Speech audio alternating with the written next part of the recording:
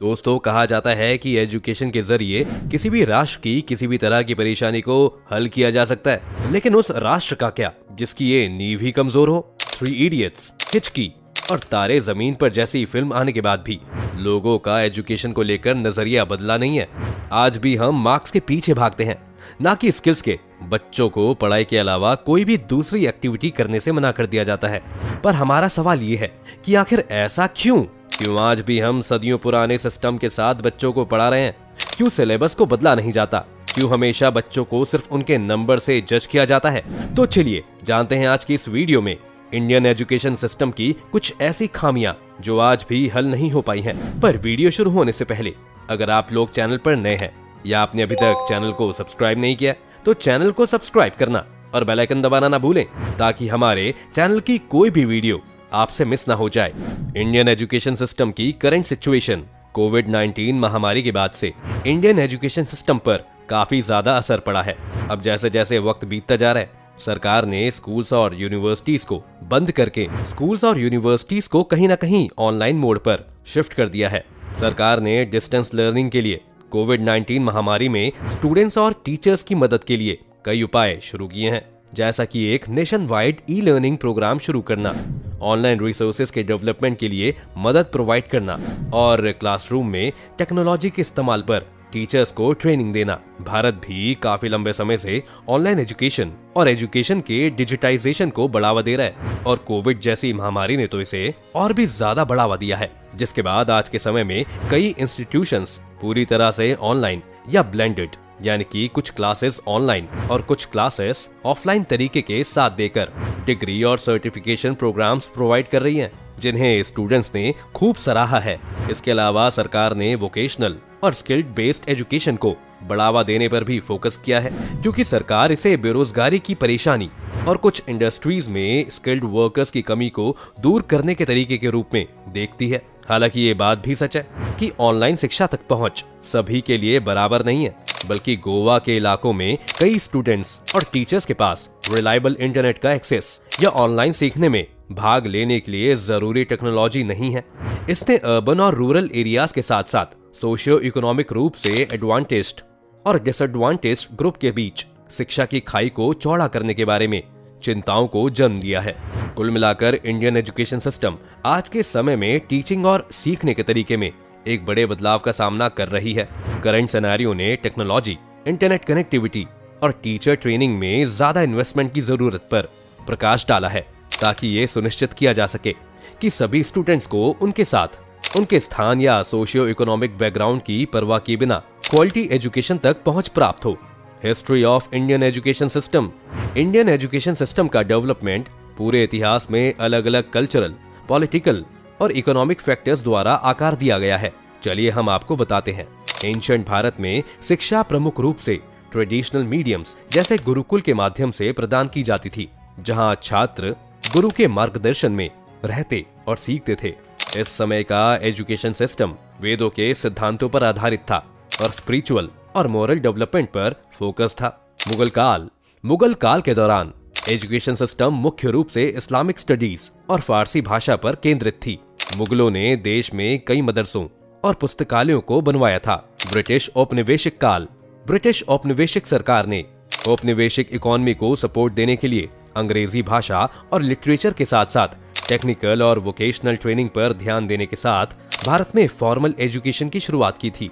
भारतीय शिक्षा आयोग, जिसे हंटर आयोग के रूप में भी जाना जाता है, की स्थापना 1882 में भारत में शिक्षा की स्थिति का आकलन और रिपोर्ट करने के लिए की गई थी।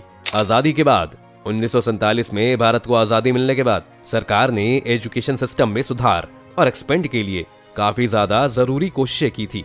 1968 की शिक्षा नीति ने यूनिवर्सल प्राइमरी एजुकेशन, विज्ञान और टेक्नोलॉजी के विकास और एजुकेशन के माध्यम के रूप में मातृभाषा के इस्तेमाल की आवश्यकता पर बल दिया।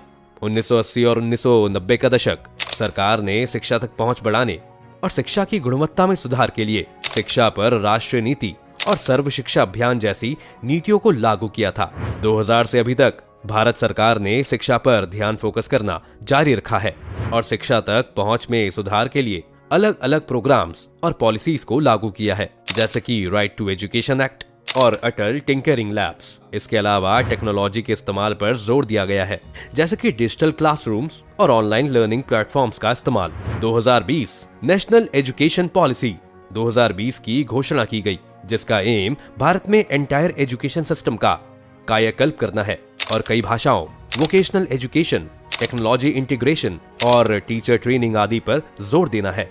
कुल मिलाकर इंडियन एजुकेशन सिस्टम का डेवलपमेंट एक ग्रेजुअल प्रोसेस रहा है, जिसे अलग अलग कल्चरल, पॉलिटिकल और इकोनॉमिक फैक्टर्स द्वारा आकार दिया गया है और देश की बदलती जरूरतों को पूरा करने के लिए इसका डेवलपमेंट जारी है। Schemes implemented by the government. Bharat ने पिछले कुछ सालों में शिक्षा से संबंधित कई नई और पुरानी नीतियों को लागू किया है, जिनका उद्देश्य देश में शिक्षा की पहुंच और शिक्षा की क्वालिटी में सुधार करना है। आइए अब आपको उन नीतियों के बारे में बताते हैं। Number 1, right to education act. देश में बच्चों को मुफ्त और कंपलसरी एजुकेशन देने के लिए राइट टू एजुकेशन एक्ट 2009 लाया गया था। ये 6 से 14 साल की उम्र के बच्चों को मुफ्त शिक्षा की गारंटी देता है। भारत की संसद ने 4 अगस्त 2009 को इस एक्ट को अधिनियत किया था और ये 1 अप्रैल 2010 को लागू हुआ। इस एक्ट के इस एनफोर्समेंट ने भारत को दुनिया के उन 135 देशों में से एक बना दिया जिनके पास शिक्षा का मौलिक अधिकार है और इसमें 6 से 14 साल की उम्र के हर एक बच्चे को कंपलसरी एडमिशन, अटेंडेंस और एलिमेंट्री एजुकेशन को पूरा करना है। धारा 6 के तहत बच्चों को पड़ोस के किसी भी स्कूल में दाखिला लेने का अधिकार है। ये एक्ट सुनिश्चित करता है कि कमजोर वर्ग के बच्चे और वंचित समूह के बच्चे के साथ भेदभाव नहीं किया जा सके। अगर कोई बच्चा ऐसा है जो 6 वर्ष की उम्र पर किसी स्कूल में एडमिशन नहीं ले सका, तो वो बाद में अपनी उम्र के मुताबिक किसी क्लास में एडमिशन ले सकता है। अगर किसी स्कूल में एलिमेंट्री एजुकेशन पूरा करने का प्रोविजन नहीं है, तो स्टूडेंट को किसी दूसरे स्कूल में ट्रांसफर का राइट प्रदान होगा। प्राइवेट और स्पेशल कैटेगरी स्कूल्स वाले विद्यालय को भी इकोनॉमिकल वीकर सेक्शंस के बच्चों के लिए पहली कक्षा में 25% स्थान रिजर्व करने होंगे। अगर हम राइट टू एजुकेशन एक्ट 2009 के महत्व पर बात करें, तो राइट टू एजुकेशन एक्ट का देश के एजुकेशन सिस्टम के लिए गहरा महत्व है। भारत एक लोकतांत्रिक देश है, जिस कारण ये जरूरी हो जाता है कि इसके नागरिक एजुकेटेड हों और ऐसा होने के लिए ये महत्वपूर्ण है कि शिक्षा यूनिवर्सल हो। राइट टू एजुकेशन एक्ट 2009 ने इसे कानूनी रूप से जरूरी बना दिया है और सभी के लिए मुफ्त और अनिवार्य शिक्षा सुनिश्चित करने की जिम्मेदारी सरकार पर डाल दी है। सर्व शिक्षा अभियान। सर्व शिक्षा अभियान भारत सरकार का एक फ्लैगशिप प्रोग्राम है, जिसका मकसद प्राइमरी एजुकेशन को एक निश्चित समय में यूनिवर्सल करना है, जिसके अंतर्गत 6 से 14 साल के बच्चों को मुफ्त और कंपलसरी एजुकेशन देना है। जैसा कि हमारे संविधान में भी प्रावधान दिया गया है कि सभी को शिक्षा का मूलाधिकार है। इसी को ध्यान में रखते हुए साल 2001 में तत्कालीन प्रधानमंत्री श्री अटल बिहारी वाजपेयी ने सर्व शिक्षा अभियान की शुरुआत की थी। सर्व शिक्षा अभियान के तहत 8 कार्यक्रमों को शामिल किया गया है, जिसमें आंगनबाड़ी, मिड डे मील योजना, कस्तूरबा गांधी बालिका विद्यालय योजना आदि को शामिल किया गया है। सर्व शिक्षा अभियान के तहत ग्रामीण क्षेत्रों में शिक्षा के मूलभूत ढांचे में सुधार कर मॉडर्न एजुकेशन सिस्टम पर विशेष जोर दिया गया है, जिससे ग्रामीण क्षेत्रों के बच्चे भी मॉडर्न एजुकेशन सिस्टम अडॉप्ट कर सकें। Number 3, national curriculum framework. NCF एक ऐसा ढांचा है जो भारत में शिक्षा के सभी लेवल्स पर करिकुलम के डेवलपमेंट का मार्गदर्शन करता है।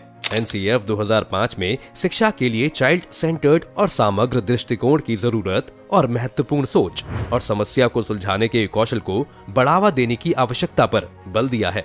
नंबर 4, नेशनल एजुकेशन पॉलिसी 2020 में घोषित भारत की नवीनतम शिक्षा नीति में शिक्षा की तरफ एक होलिस्टिक अप्रोच है और इसका उद्देश्य भारत में एंटायर एजुकेशन सिस्टम को नया रूप देना है। ये नई languages, vocational education, technology integration और टीचर ट्रेनिंग आदि पर जोर देता है। नंबर 5, अटल टिंकरिंग लैब्स। 2015 में शुरू की गई इस पहल का उद्देश्य छात्रों को साइंस, टेक्नोलॉजी, इंजीनियरिंग और मैथमेटिक्स विषयों को लेने और इन क्षेत्रों में क्रिएटिविटी और इनोवेशन को बढ़ावा देने के लिए प्रेरित करना है। नंबर 6, डिजिटल इंडिया 2015 में लॉन्च किया गया। डिजिटल इंडिया एक सरकारी पहल है जिसका उद्देश्य भारत को डिजिटल रूप से सशक्त समाज और नॉलेज इकोनॉमी में बदलना है। शिक्षा पहल के प्रमुख फोकस क्षेत्रों में से एक है और इसका उद्देश्य देश भर में स्कूलों और कॉलेजों में डिजिटल बुनियादी ढांचा और प्रौद्योगिक प्रदान करना है। Number 7, national skilled development mission. National skill development mission 2015 में लॉन्च किए गए। इस मिशन का उद्देश्य देश में स्किल डेवलपमेंट के लिए सेक्टर्स और स्टेक होल्डर्स में कन्वर्जेंस बनाना है। वही प्राइम मिनिस्टर्स रिसर्च फेलोशिप जो 2018 में शुरू की गई। इस योजना का उद्देश्य टैलेंटेड स्टूडेंट्स को साइंस और टेक्नोलॉजी के क्षेत्र में पीएचडी करने के लिए अट्रैक्ट करना है। अब नेशनल रिक्रूटमेंट एजेंसी जो 2020 में आई थी, इसका उद्देश्य सरकार में नॉन गेस्टेड पोस्ट पर भर्ती के लिए एक कॉमन एलिजिबिलिटी टेस्ट कंडक्ट करना है। अब नेशनल लिटरेसी मिशन के बारे में बात करें तो इस कार्यक्रम का उद्देश्य एडल्ट और स्कूली बच्चों को नॉन फॉर्मल एजुकेशन और एडल्ट एजुकेशन प्रदान करके भारत में लिटरेसी रेट में सुधार करना है। आगे बढ़ते हुए बात करते हैं प्रधानमंत्री इनोवेटिव लर्निंग प्रोग्राम की।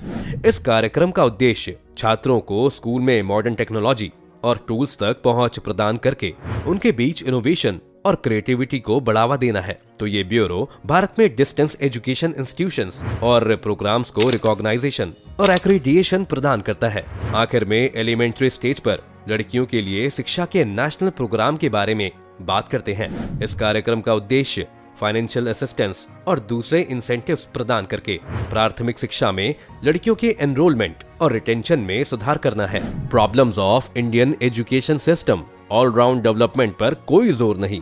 वो जमाने गए जब बड़ी बड़ी कंपनियां नौकरी के लिए स्पेशलिस्ट को प्रेफर करती थी।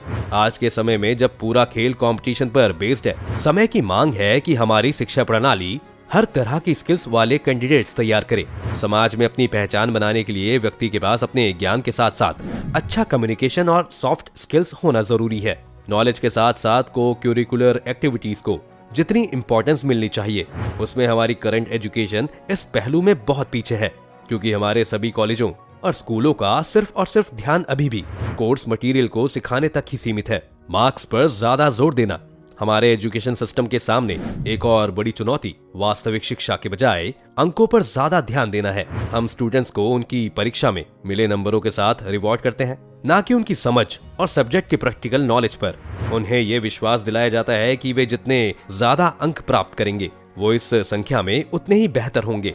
बाद में ये उन्हें मिलने वाली सैलरी और उनके द्वारा आधारित सेविंग बैंक्स अकाउंट्स के साइज में ट्रांसफर हो जाता है। लोगों का मानना है कि इस नंबर से लोग अपनी कीमत तय करते हैं। ये बदले में उनकी सीखने और समझने की भावना को मारता है और उन्हें रटने के लिए प्रोत्साहित करता है। टीचर्स आर अंडर एजुकेटेड और सीखने में इच्छुक नहीं है। हमारे सिस्टम के साथ एक और बड़ी समस्या क्वालिटी टीचर्स प्रोवाइड करने में इसकी इनएबिलिटी है। ये टीचर्स के लो पे और रिस्ट्रिक्टेड स्किल सेट की वजह से है।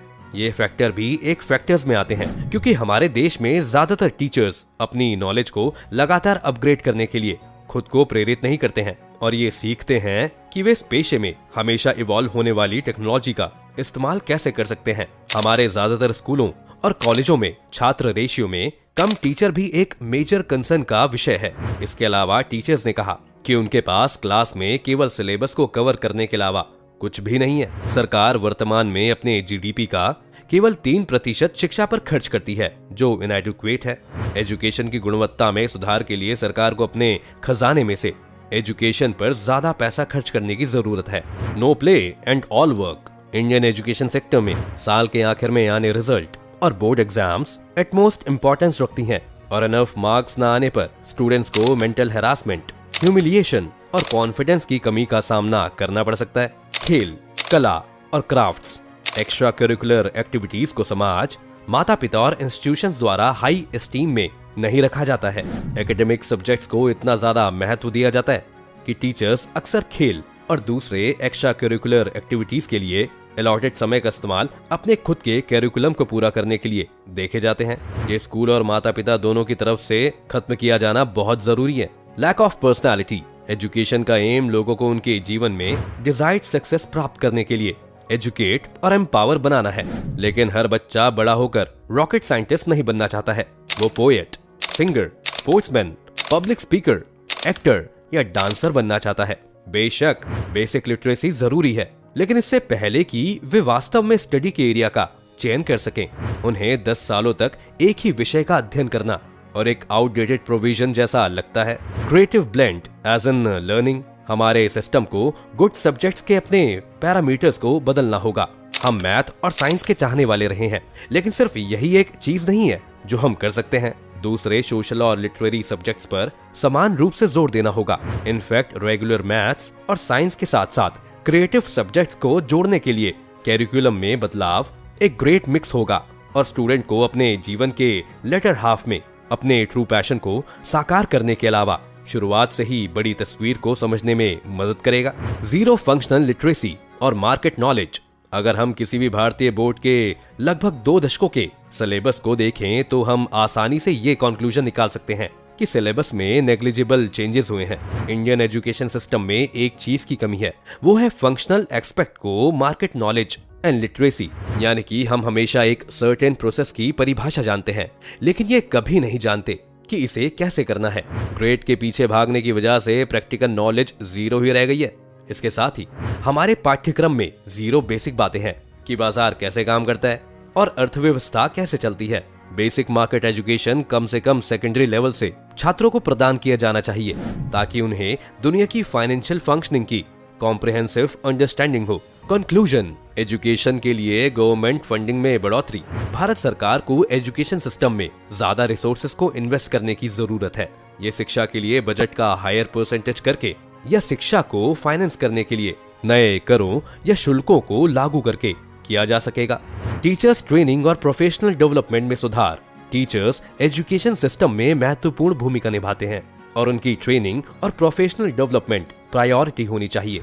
इनमें टीचर्स को निरंतर ट्रेनिंग और सपोर्ट प्रदान करने के साथ साथ एडवांस डिग्रीज और सर्टिफिकेशन के अवसर प्रदान करना शामिल हो सकता है। क्लासरूम में टेक्नोलॉजी तक पहुंच बढ़ाएं। टेक्नोलॉजी एजुकेशन का एक महत्वपूर्ण हिस्सा बनती जा रही है और भारतीय स्कूलों को लेटेस्ट टूल्स और रिसोर्सेज तक पहुंचने की जरूरत है। इसमें कंप्यूटर और इंटरनेट का इस्तेमाल प्रदान करने के साथ साथ कक्षा में इफेक्टिवली टेक्नोलॉजी का इस्तेमाल करने के लिए टीचर्स को ट्रेनिंग देना शामिल हो सकता है। मल्टीलिंगुअल एजुकेशन को बढ़ावा देना। भारत एक मल्टीलिंगुअल कंट्री है, यानी कि यहाँ पर कई तरह की भाषाएं बोली जाती हैं और एजुकेशन सिस्टम को इसे अपने सिलेबस में भी लाना चाहिए। स्कूलों को कई लैंग्वेजेस में पढ़ाने के लिए एनकरेज किया जाना चाहिए और स्टूडेंट्स को कई भाषाओं में सीखने का अवसर दिया जाना चाहिए।